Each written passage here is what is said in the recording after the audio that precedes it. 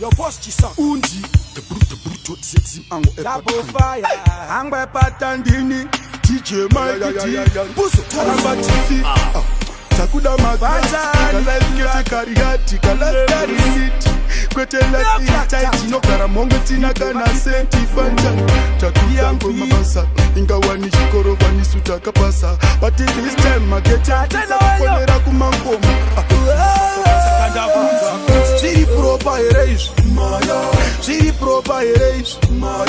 Chiri propa erase Ndi utsei magaisi kana bite kwa baisi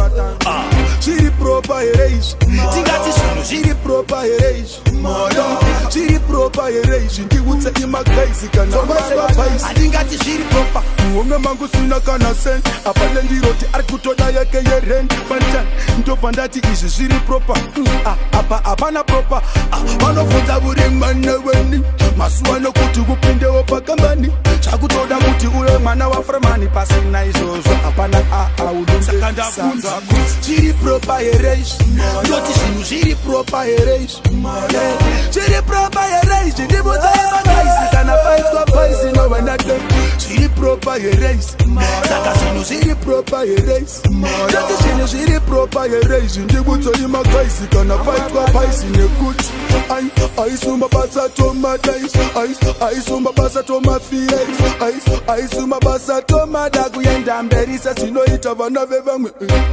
Hane kugara chingo kangawaya Kutambura inini ndaritaya Fantan takuda kuti shigo fire Ndina matawa wani kuna mesaya Chiri propa erase Ndoti shinu chiri propa erase Chiri propa erase Ndibuzo yuma kaisi Kana fight kwa paisi ndiba ute Chiri propa erase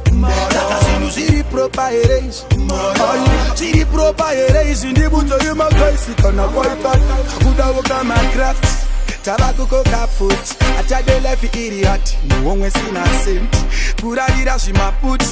Inindaramba defeat Indagula ka life karinan Kwete kanorwa tsaka life karinan Kasawa sawa life kanoni pampawa Dichimuka kugeza mshawa Kwete shakukara tigori ne mabori fanta Chiri propa erase